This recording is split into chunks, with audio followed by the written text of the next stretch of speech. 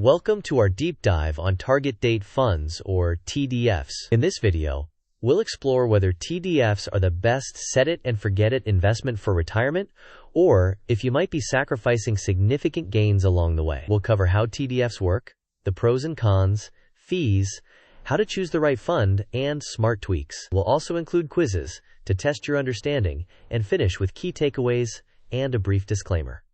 Let's begin. Here's our agenda. First, we'll define TDFs and the glide path concept. Next, we'll cover benefits and drawbacks. Then, we'll walk through how to select a TDF, compare it to a three-fund DIY approach, and quantify the impact of fees. After that, we'll share advanced tweaks and wrap up with quizzes, key takeaways, and a disclaimer. A target date fund is a single, diversified investment designed to match a rough retirement year. You select a fund labeled with a year, like 2055, and the fund automatically shifts from a growth-oriented stock allocation toward a more conservative bond allocation as you approach that year. This shift is called the glide path. The fund also handles rebalancing for you, which helps maintain the intended risk level without manual intervention. Let's start with the positives. First, TDFs provide instant global diversification, typically including U.S. and international stocks and bonds. Second, they automatically rebalance, which helps keep your risk level consistent without manual trades. Third, they are simple.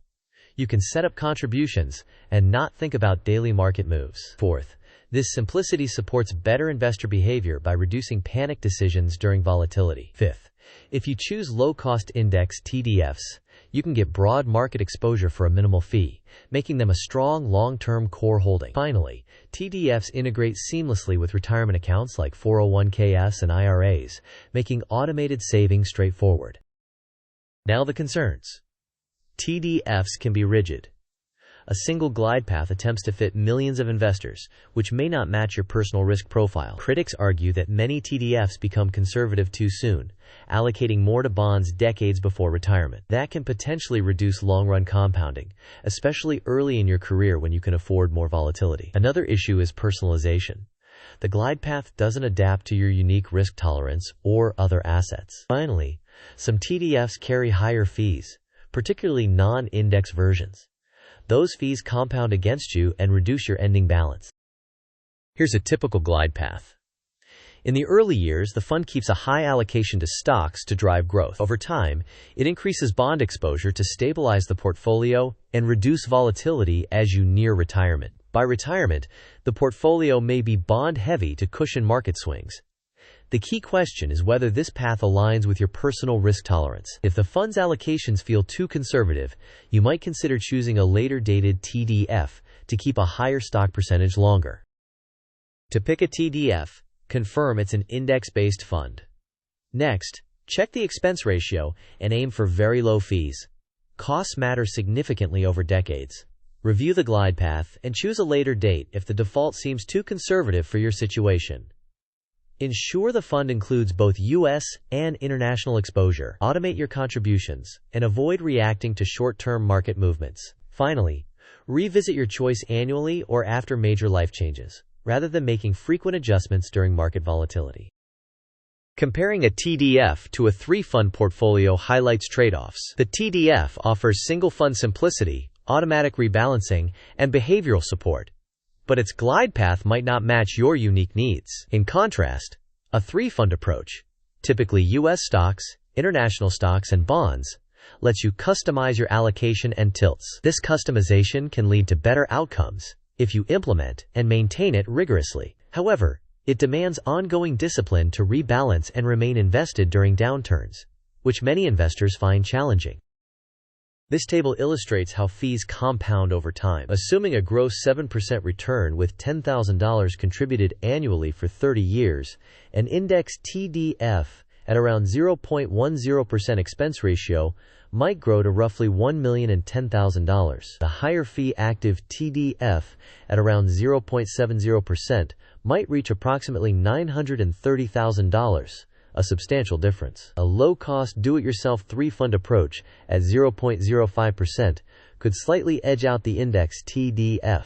These figures are illustrative, not guaranteed, and they emphasize that fees matter significantly over long horizons. You can fine-tune without abandoning simplicity.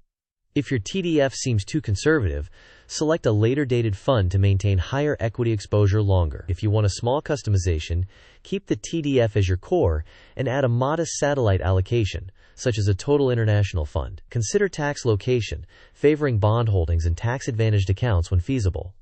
Above all, prioritize simplicity and consistency. Small, disciplined adjustments often lead to better outcomes than frequent, complex changes.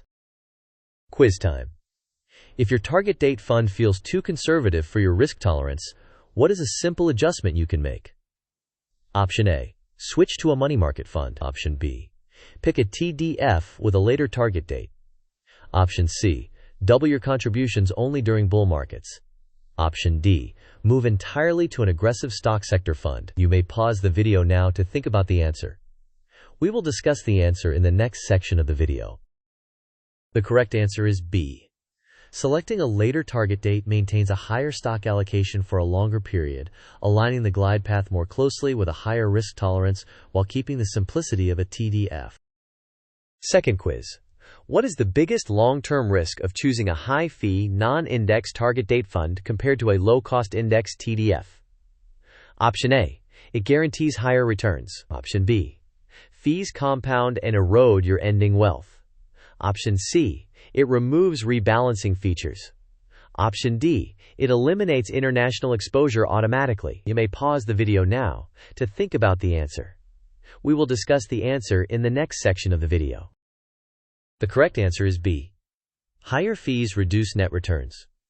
Over decades, even small differences in expense ratios compound and meaningfully lower your final portfolio value. Here is a simple checklist you can use. Confirm your fund is index-based. Ensure the expense ratio is low, generally around 15 basis points or less. Check whether the glide path matches your risk tolerance. Consider a later target date if the default feels too conservative. Automate your contributions to reduce friction. Finally, conduct an annual review instead of reacting to short-term market noise. Key takeaways. TDFs provide simplicity, diversification, and automatic rebalancing. Keep fees low by choosing index-based options. If the glide path is too conservative for you, select a later target date. A do-it-yourself approach can work, but only if you have the discipline to rebalance and stick with it through volatility. Over long periods, consistency and low costs are powerful advantages. Disclaimer. This content is educational and not financial advice. Investing involves risk, including the possible loss of principal. Past performance is not indicative of future results. Always conduct your own research and consider consulting a fiduciary financial advisor for personalized guidance. To summarize, target date funds are a strong option for hands-off investors who want diversified, low-cost exposure and automatic rebalancing. The main trade-off is the potential for a conservative glide path that may not suit everyone. Choose index-based, low-fee options and adjust the target date if you need more equity exposure. DIY strategies can be effective, but they require discipline and emotional resilience. Automation and periodic reviews support better long-term outcomes. Thanks for watching. If you found this helpful, please like the video, share it with a friend, and subscribe for more content. Let us know in the comments whether you prefer sticking with your default TDF or adjusting the target date to better match your risk tolerance. Your insights help the community learn.